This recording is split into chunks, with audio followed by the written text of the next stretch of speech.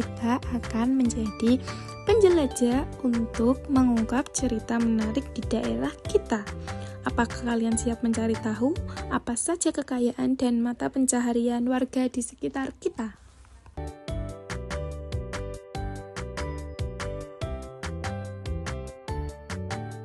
Ya, kebanyakan daerah kita bermata pencaharian sebagai petani, pedagang, dan masih banyak lagi.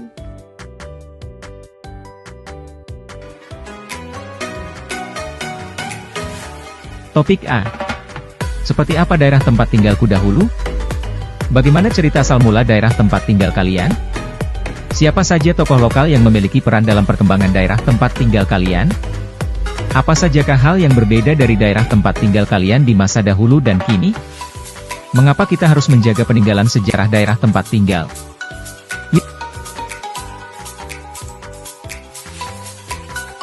Yuk kita simak penjelasan berikut ini. Anak-anakku tercinta, apa kalian pernah mendengar kata sejarah? Apa yang dimaksud dengan sejarah? Kalian dan orang-orang di sekitar kalian, semuanya pasti memiliki kisah di masa lalu. Begitupun dengan daerah tempat tinggal kalian.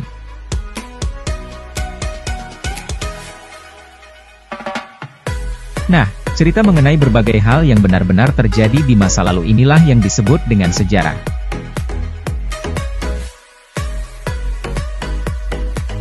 Coba ingat kembali masa kecil kalian.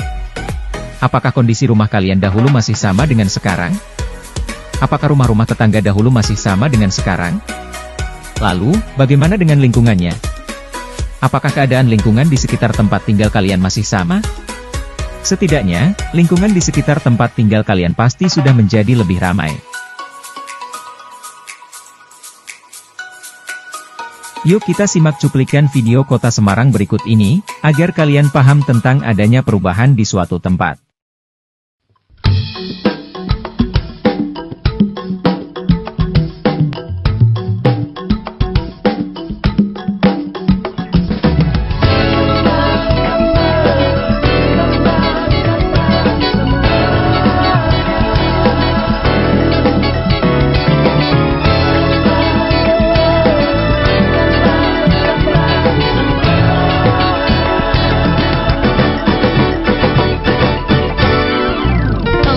Penari, kian kemari, jalan berlenggang, aduh, langkah gayanya menurut suara irama gambang. Sambil bernyanyi, jongkok berdiri, kaki melintang, aduh.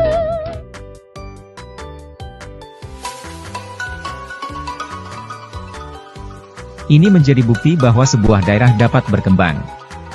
Kota, kabupaten maupun provinsi tempat tinggal kalian pun selalu mengalami perubahan. Dahulu keadaannya tidak seperti sekarang. Penduduknya tidak sebanyak sekarang. Lingkungan alamnya pun, kemungkinan besar tidak sama dengan saat ini.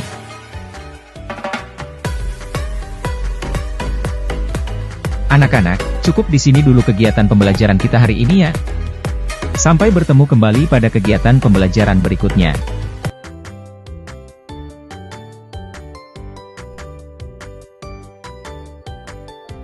Kali ini kita akan belajar soal IPAS kelas 4 bab 5 bagian C, masyarakat di daerahku. Yuk kita simak soalnya. Mata pencarian Pak Yudi adalah pekebun teh. Pak Yudi tinggal di daerah dengan kenampakan alam yang berupa apa? Apakah A. padang rumput, B. dataran rendah, C. dataran tinggi, atau yang D. pantai?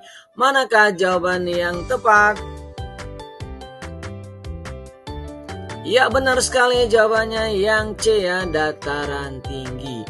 Oke, kita lanjut nomor 2. Bu Nadia tinggal di perkotaan yang padat dengan penduduk dan banyak gedung tinggi.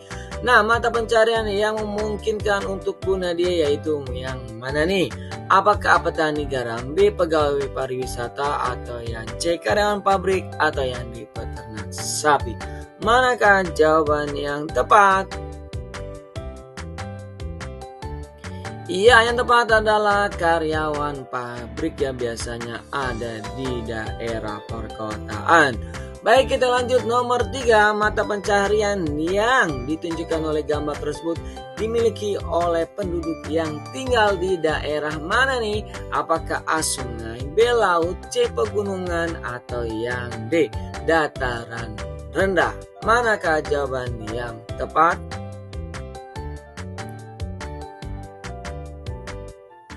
Iya, tentu saja di daerah laut ya, di pinggir laut, maksudnya di pantai.